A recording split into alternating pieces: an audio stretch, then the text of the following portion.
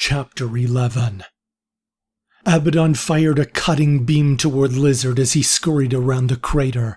An instant later, Lizard appeared directly behind the destroyer and swiftly pulled out one of his pistols and fired. A dark surge of purple flame erupted from around Abaddon and threw Lizard backwards.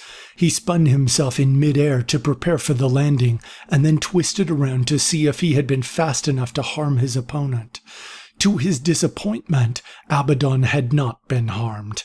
The creature fired a cutting beam toward Lizard, but Lizard teleported out of its path and fired a few more rounds at Abaddon. The freezing temperature seemed to take an edge off of Lizard's speed and responsiveness, but he ignored the slight numbness in his fingers and toes as he pressed forward.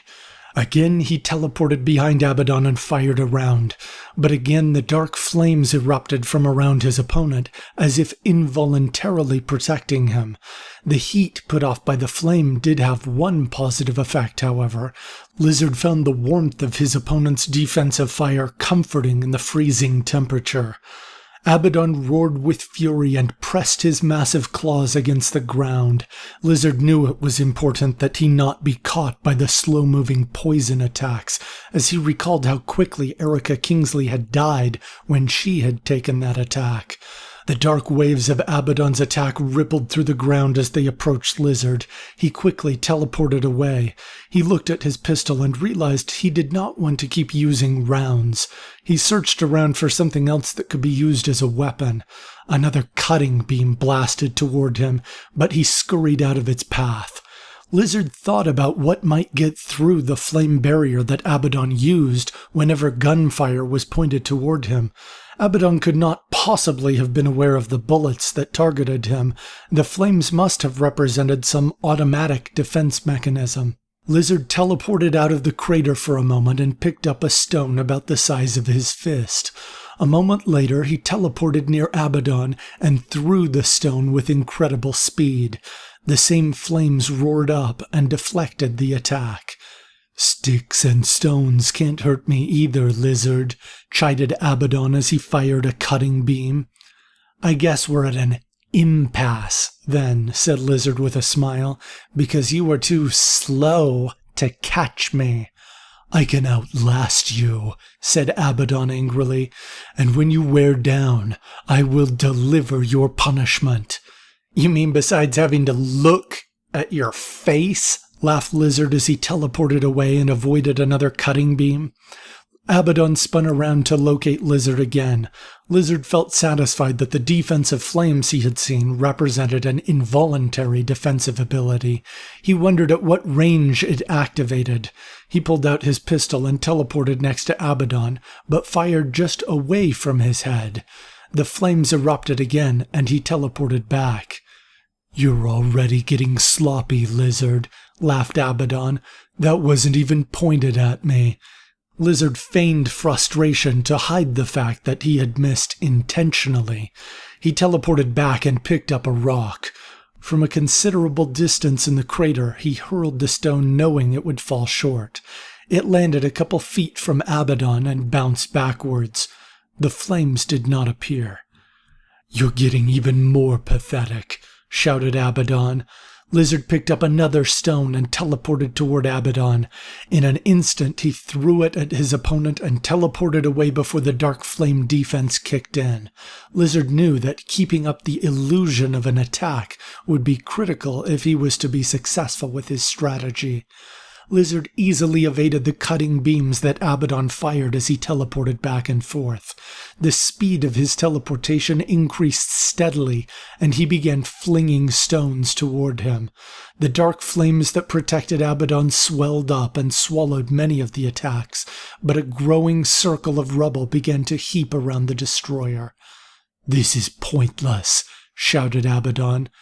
"Then stop me," said Lizard with a smile as he teleported in front of Abaddon to show him the air quote gesture before teleporting away.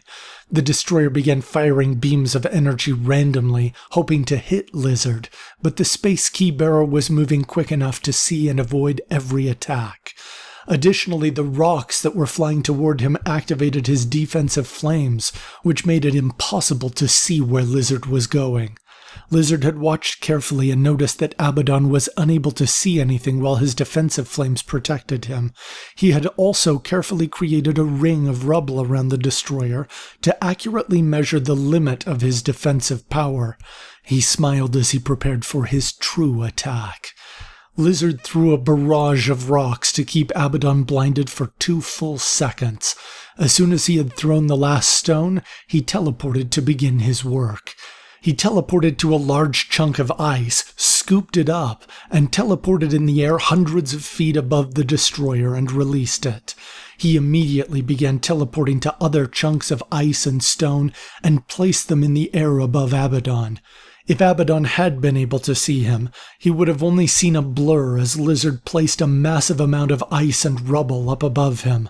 Moving faster than gravity, he crafted a prison of ice and rock in mid-air that was as massive as the ship in which he had traveled to Antarctica. Using snow and ice to pack the prison together as it fell, he ensured the prison would not simply fall apart. Teleporting back to the ground and back up with large chunks of ice and stone, he doubled the size of the prison to twice the size of their ship before the first second had passed. Hundreds of thousands of pieces of debris stacked up on top of the falling trap every moment. Lizard moved with precision and clarity, and in his moment of attack, he felt as though he was truly the master of space. The cold temperature could no longer affect him as he blurred all around the crater, heaping the rubble on top of the prison.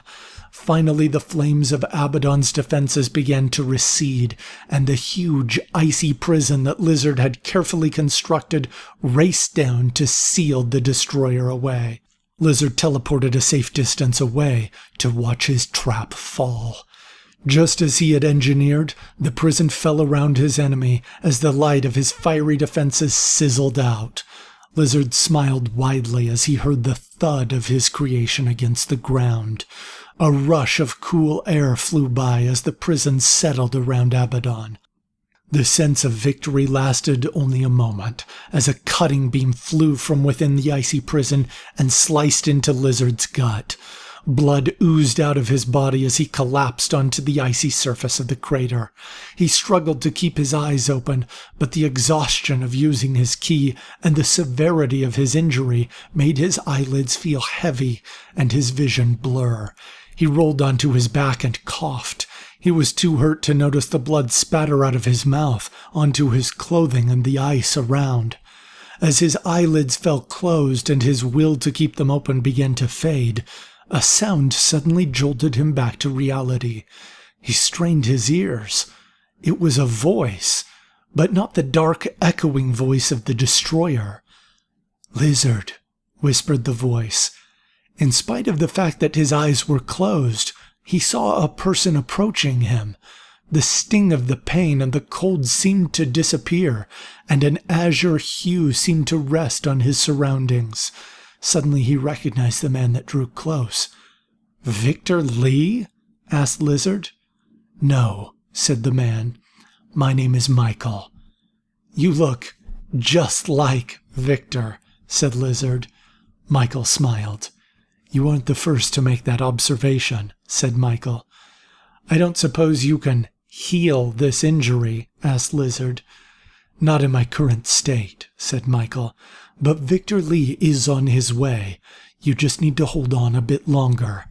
"Did I keep him away from the Archdemon?" asked Lizard. "Yes, but Abaddon will go free as soon as he escapes," said Michael. "We can't have that," whispered Lizard. Suddenly his eyes opened and he gasped for air. He choked a bit more, but he forced himself to roll over and face Abaddon. Lizard watched as the destroyer carved a path to free himself from his prison.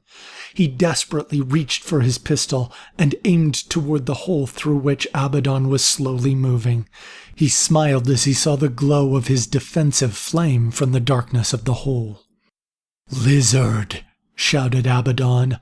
Lizard ignored the pain of the recoil from his previous shot and fired again in response. Abaddon emerged from beneath the heaping mass of rock and ice and smiled as he saw how injured his opponent was. "I've changed my mind, Lizard," he said. "I don't care about your air quotes or ripping off your fingers. I just want to watch you die." He placed his clawed hands on the icy surface of the crater. Lizard smiled defiantly, knowing that he had at least distracted Abaddon from releasing the archdemon. He focused on his opponent to see if he could defy him one last time. The dark energy that flowed through the ground toward him would kill him if he did not move quickly. Before it reached him, he teleported to the other side of the crater. The strain of the teleport made him choke, revealing his position to Abaddon instantly. "I'm guessing you don't have too many more of those," said Abaddon with glee as he pressed his claws and unleashed another wave of dark energy into the ground. Lizard knew that his opponent was correct. He was exhausted. He was shivering with cold, but his limbs felt stiff and brittle. His body was begging him to give up, but he slowly reached for his key. He watched the energy flowing to him and realized that he would not be able to make it in time. He closed his eyes and prepared for death. As he looked up into the sky, he saw a golden glow and smiled. He recognized the glow as belonging to the heavenly shield. The others had made it. "Don't move, Lizard," shouted Victor as he rushed toward him with glowing eyes. He did not have the energy to answer. Victor placed his hands on the wound and a searing pain shot through Lizard's body. He screamed in agony, but tried to remain still. After a few moments, the pain subsided. Slowly, he got up and turned to see Kirana, Jonathan, Stephanie, and Sig battling with Abaddon. "This is too easy," said Abaddon as he pointed his claws at both Sig and Stephanie. "Who do you want to live? You can't protect both." Abaddon fired his cutting beams, but to his surprise, there were two flat golden shields that blocked his beams in front of both of his targets. "That is too easy," retorted Sig, "and I can protect both." Abaddon roared in anger and pressed his claws against the ground to fire his death wave attack, but the heavenly sword pierced his leg and forced him to leap away defensively.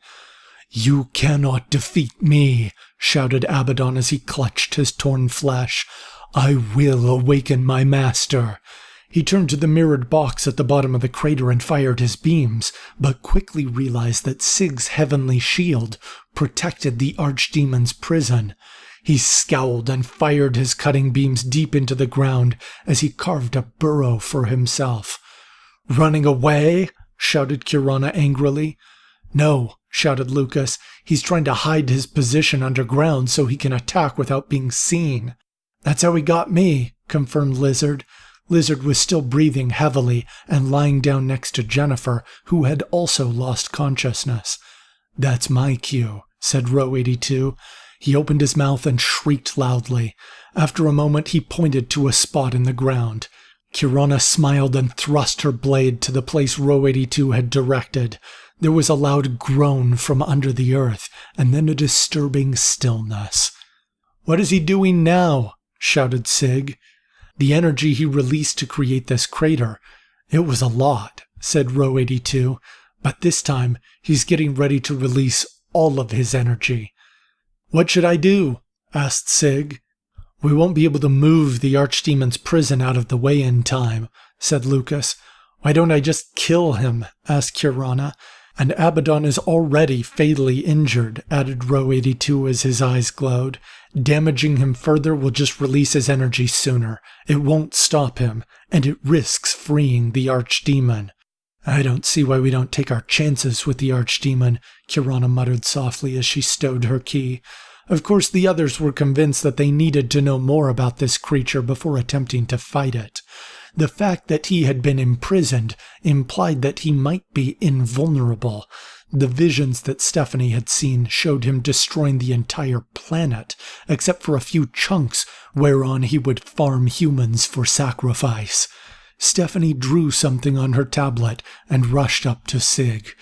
Lucas quickly joined them and smiled as he saw the diagram. It depicted a large figure representing the archdemon and a small figure representing Abaddon.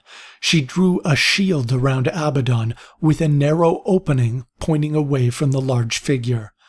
"Yes," said Lucas. "Form your shield so that the energy is channeled away from the archdemon." Stephanie had a look of worry in her eyes. "What is it?" asked Sig. She typed into her tablet. "This will not change destiny," she said. "You're right," said Lucas, "but we must keep the archdemon imprisoned. Better that the earth be damaged than completely destroyed." "Everyone move back here," shouted Sig as he pointed behind him. Row 82 helped Lizard as Victor carried Jennifer. Soon they were all behind him. "It's almost here," said Stephanie through her tablet. Sig nodded and gripped his mirrored key. His eyes began glowing brightly. Suddenly the ground began shaking and a huge beam of fire and light flew out of the ground. "The shield is forcing Abaddon deep into the earth," shouted Row 82 as his eyes glowed. "Can you hold him?" Sig seemed to ignore the question as wind and debris flew past his face and tossed his hair. He clenched his teeth in agony, and sweat beaded up on his forehead as he focused on keeping the blast away from the archdemon. "It's happening," whispered Lucas sadly. Stephanie put a hand on Lucas's shoulder and looked him intensely in the eye, as if the events here proved her point. The earth began to shake more violently, and the others were thrown on their backs. Only Sig seemed to be anchored well enough to avoid falling over. The evening sun suddenly slipped below the horizon, and the stars began spinning around in the sky. "What is this?" shouted Jonathan as the heavens swirled around above them. The beam of fire and light from Abaddon's final attempt to free his master seemed like a pillar of energy that was solidly planted in the icy crater and extended into the clear night sky. The force of the beam twisted the earth, and after a moment the moon appeared on the horizon. "The beam will hit the moon!" shouted Kirana in disbelief. As the earth spun, Abaddon's beam sliced violently into the moon. Fire erupted from the moon's core and seemed to spin it in place to even the cutting force of the destroyer's beam. As the earth moved out of the moon's path, the chunks of moon began spinning about each other, creating a more familiar appearance for the keybearers from the future. After another few moments, Abaddon's beam began to fade and eventually turned into a volcanic spout, belching out globs of magma. It was not too long before the bitterly cold temperatures began to slow the eruption. "Let's get out of here," shouted Lucas. Sig collapsed on the ground. Victor and Lizard rushed toward him. "Is he okay?" asked Lizard as Victor's eyes lit up. "He's not hurt, just exhausted," replied Victor. "Well, we can't stay here," said Lizard as he looked toward the lava that swirled about the crater below them. Victor and Lizard dragged Sig up the slope behind the others as the lava began sealing the archdemon in what would become a rocky prison. As they climbed out of the crater, they looked back with the bitter sensation that they had just helped create the terrible place into which humanity plunged. The force of the destroyer's explosion did not free the archdemon, but it spun the earth into a new pattern where the Antarctic continent would perpetually face away from the sun, and the Arctic oceans in the north would perpetually face it. Eventually, these would become known as the cold zone and the hot zone respectively, and the narrow strip of habitable earth in the middle would be greatly contested.